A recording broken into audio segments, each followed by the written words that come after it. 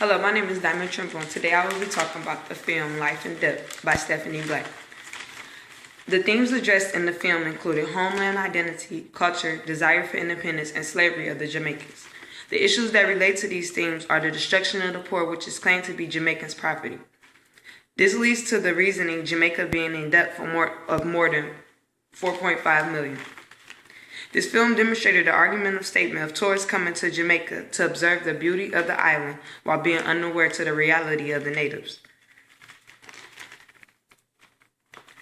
In the film, Stephanie Black interviewed farmers, small business owners, activists, other workers,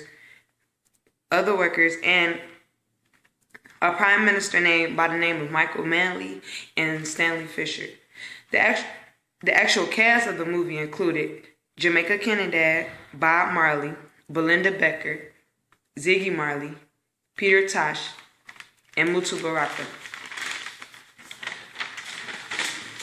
Now we'll move on to talk about the actual discussion of the movie.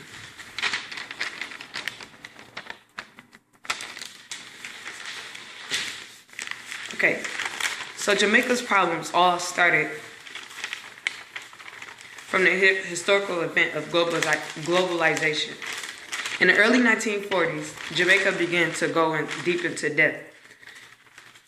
So they went to the IMF bank to get a loan, which what most countries do. IMF only will lend Jamaica only lend money in a short period of time. And also not only were they limited to a short period of time, but they were restricted on what they could use the money on and what they could spend it on.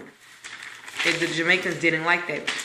Also because at the end, by the time they were done paying the IMF off, they would still be in the same position that they was in before.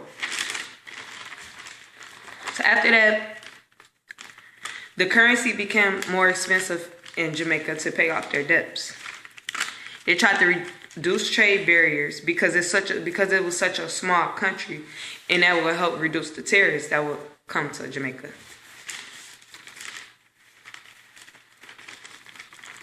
This all started with the New World Order trade, which means that Jamaica had no government and no regulations. That's why they went into debt, because every other country was taking advantage of Jamaica, and they had no support or protection to protect them because there was no government. They had to cut back on a lot of things, and this really slowed down Jamaica's production. For example, they used to make fresh milk. Now they had to make milk out of powder because it was less to make. And so, but when they started to make the milk out of powder, it didn't sell very well.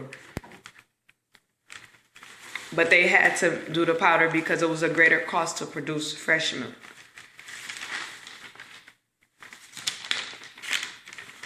Another historical event that happened was the World Trade Organization. Jamaica didn't have any access to no American markets. They only could go through the European market. They needed access to the American markets because the American was big on the bananas back then, which Jamaica wanted to do which Jamaica wanted to sell so they could have money for themselves. For example, the bananas were the Caribbean market, and without American markets access, they would not be able to receive bananas from the producers. Most of the banana markets are from the American market, like most of their brands, like Chiquita, they said, it was a few more. So Jamaica, they did everything they could to try to enter the American market, but that wasn't happening. They didn't want to be cut out from any of the markets completely. Everything seemed like it's been taken away from them. Like now, their minimum wage was only $30 per week, and that was hardly enough for them to survive and live on. Their pay started to come late, like weeks, and then 2 weeks, and then it led to 3 weeks. Then this all happened because there was no government, because of globalization and their free trade. They had a free market. So it was no union or anything to help and support their stuff.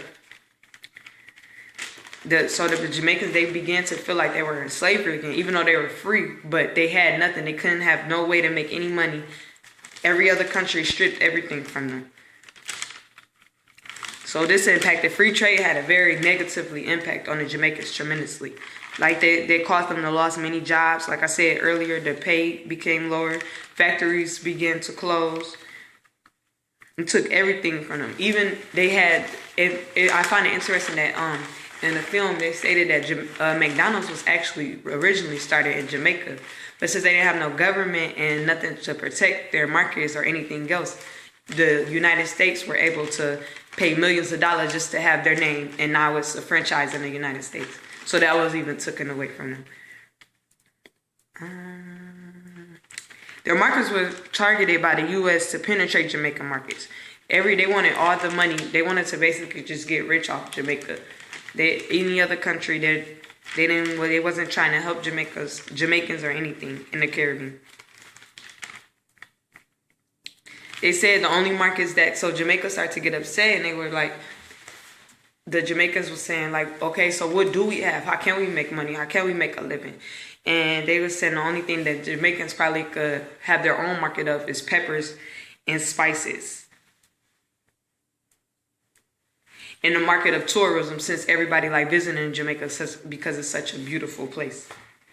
And until this day, Jamaica is still with the IMF monetary fund, but they're not even getting any more money, but they're still doing what the IMF wants them to do. Now we move on to the discourse of the discussion.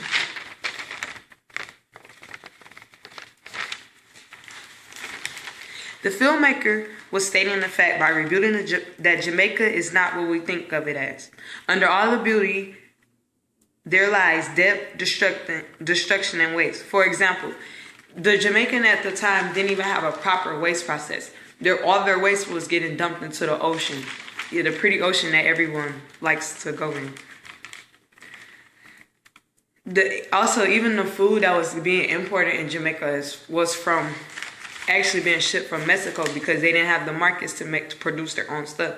It actually is said that the local markets was cheaper. The local markets that produced the food was cheaper than the actual food that was grown on the farm.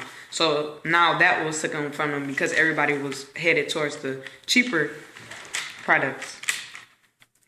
But also, the filmmaker, she felt as if Jamaica has changed drastically because of the new global economy, which is true because with the new global economy, Jamaica has no government at all, so everything's being taken away from them. They're being taken advantage of, and no one can do anything to help. Also, she says that every native wants to live comfortably and wants a way out, but most can't because they're too poor. So when natives see tourists come to their country, they kind of get angry at the fact that they're not struggling like them, but they're enjoying their space, what they created.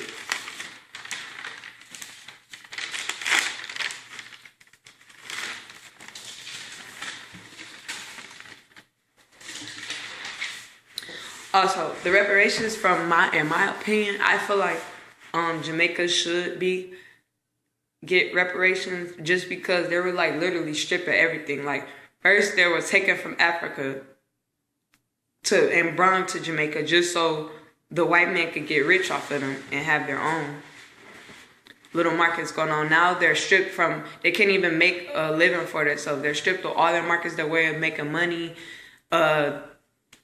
everything, like the food, they can't even grow their own crops. And it was just like, it's kind of sad. It's like they're trying their best to make a living. They get knocked down by everybody just because they're getting taken advantage of.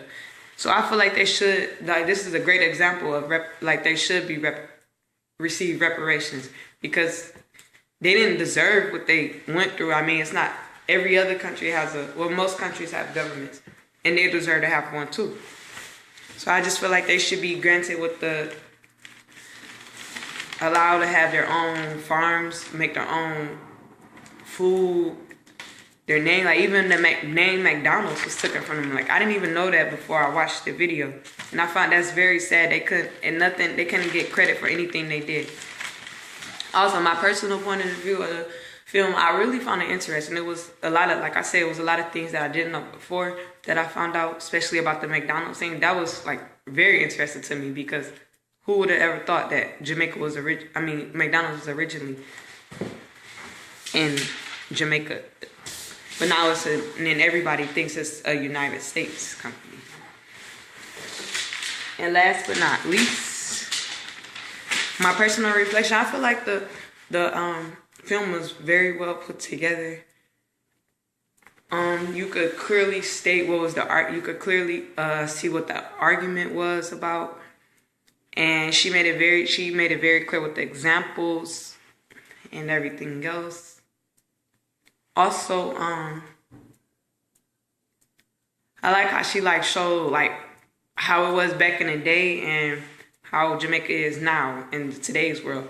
And it's basically you can't judge a book by its cover, because everyone goes to Jamaica and it's very beautiful and everything, but they don't really know what the native their struggles it's not really all what we make it seem like, I guess. But overall, that was a very good film, and I really enjoyed watching Life in Depth by Stephanie Butt.